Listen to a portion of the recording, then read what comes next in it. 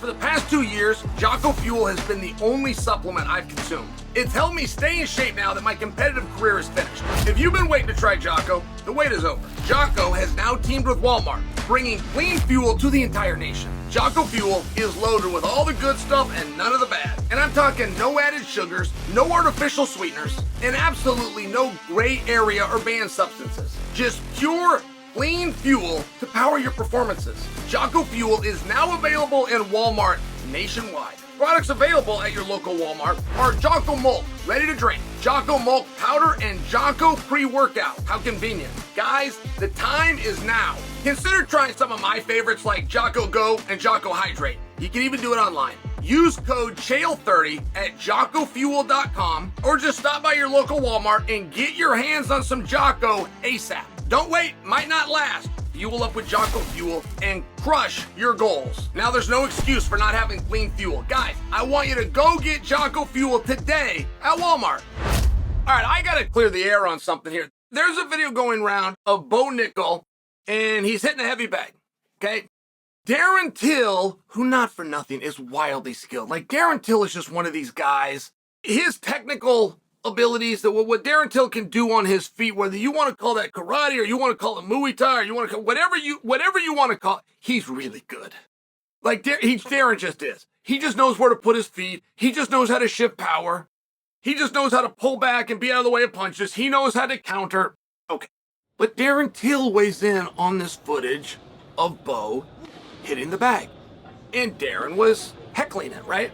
Now, to heckle somebody like Bo, you better make sure that you are better at them than the thing that you're heckling. Fine. I will concede that to Darren Till, but you're not going to find 5 guys that are better in the stand-up than Darren Till. You're just not. Now, here's what I'd like to clear up. Bo looked really good.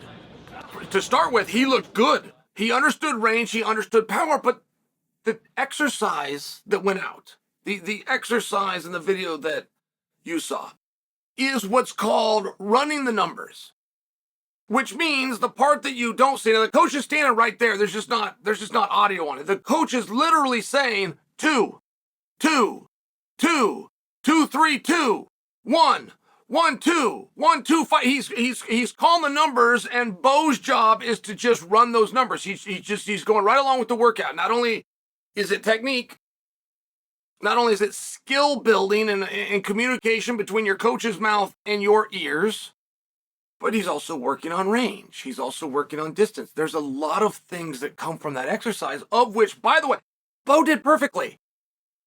And you want to know one of the reasons that I want to make sure that you guys understand this? I love when guys put this stuff out. I love it. I love when those guys, top guys, the guys you're interested in, right? I love knowing what they had for lunch. I think that's fun. When they're doing like some meal prep program and they're showing you the proteins and the carbs. As weird as that is to see some guy eat almonds in a salad, I find that interesting. And I don't really care if the guy that I love in MMA is doing MMA. I mean, the one thing that I get to see him do, even if it's only 3 times a year, is MMA. I don't ever get to see Bo box. I don't ever get to see Bo train. I mean, I love those when they're like out doing the stairs and they're on the bench press and they're cranking out the weights. I just think that kind of stuff is fun. And if we come out and we put this stuff down, we're going to have guys putting less and less of this out. Not to mention, Bo southpaw. I knew he was southpaw. Like, if you would have given me a minute, I could have retrieved that in my mind. But when I'm watching on this bag and I'm watching him southpaw, that is a completely added wrinkle that nobody talks about. Like, they talk about this young guy. He was a 3-time NCAA champion. He was the university world champion. And he's one of Chael Sonnen's top pupils. They don't talk about the fact that he fights southpaw. That is an entire other pain in the ass set of problems that the Chimaevs of the world and the Robert Whitakers of the world are going to have to at some point deal with. And it's a small observation, but I wanted to bring this to you. Like, there have been people that have almost been ruined by videos that they put out. There was one of Ronda Rousey shadowboxing, and I had a teammate. Oh, he's one of the toughest guys. Oh my goodness, his name is Matt Horwich. And if you guys go back to that time, he was even, remember the IFL guys, International Fighters League? He was their champion, and he was going through everybody.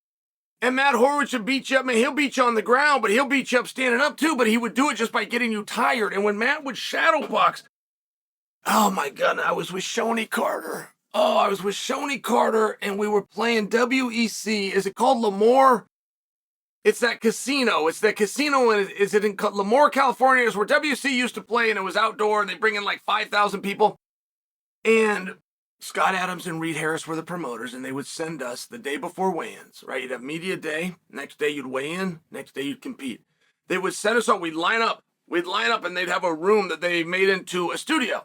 And we would all go in there, there'd be a camera rolling, and we would go out and shadow box, and then like you'd stop and something like this, and they would cut it for TV, and they put like Matt Horwich. And so we go in this, and I was with Matt, I was rolling with Matt. Like everywhere he went, I went. We flew out there together, I rented the car, we rode out there together, right? Same hotel, the whole bit. I'm in charge of Matt. And he goes in. He's making this noise. He's making this noise as he's punching there. And I mean, it looked like this. It did. It really did look like that. But I trained with him every day. I understood how Matt Horwich could make that work painfully. He would bludgeon people. And I'm standing with Shoney Carter, who of course I knew who Shoney was, but I had never met Shoney. So Shoney starts laughing. I can't do this. Shoney thought this was a gag. Shoney thought that I had put Matt up to this and that we had practiced this. He thought that we were pulling a gag on Reed Harris and Scott Adams, like we were trying to sabotage their show. And so Shoney's into the gag. He thinks it's funny that we did that. So one thing when these things are going is everybody goes quiet. Like, action on set, quiet. If the clipboard comes down, everybody goes silent. Shoney doesn't. He's laughing. He's like, hey, man, that's a good one, man. Hey, man, you got to go with that. Hey, put that out. Shoney's telling him these things, and I'm standing there going, oh, no, Shoney, this isn't a joke. And if Matt finds out you think it's a joke, that's going to twist him. It was... Oh, God, I don't know if I told that story well or not, but this was the funniest damn thing. And when that went out, that went all over the internet, and they started teasing Matt, but then Matt goes and whips everybody's ass, so he got over. The same thing happened with Ronda Rousey, and that one lives on to this day. And, man, they were burning Ronda, and they were burning her coach. They would set this whole gym on fire, the kids on the internet. And...